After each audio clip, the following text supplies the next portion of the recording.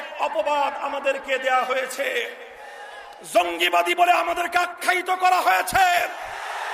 আমাদের এই পবিত্র কওমি মাদ্রাসাগুলোকে, কোরআনের শিক্ষাগারগুলোকে জঙ্গি প্রজনন কেন্দ্র বলে আখ্যায়িত করেছো। কারা কারা করেছো নামগুলো ভুলে যাই নাই। কওমি মাদ্রাসাগুলোকে ব্যাঙের ছাতার মতো গজিয়ে ওঠা বলে আখ্যায়িত করেছো, ভুলে যাই নাই। তবে আমরা ধৈর্য ধারণ করতে জানি, ধৈর্যের শেষ সীমা পর্যন্ত। এজন্য আমরা অপবাদ সহ্য করি, হকের ঠান্ডা ছেড়ে দেই না। আমরা উপহাস সহ্য করি, ওয়ালা ইয়াখাফুনা ফিল্লাহি লাওমাতা লাইম, কোন উপহাসকারীর উপহাস পরোয়া করি না।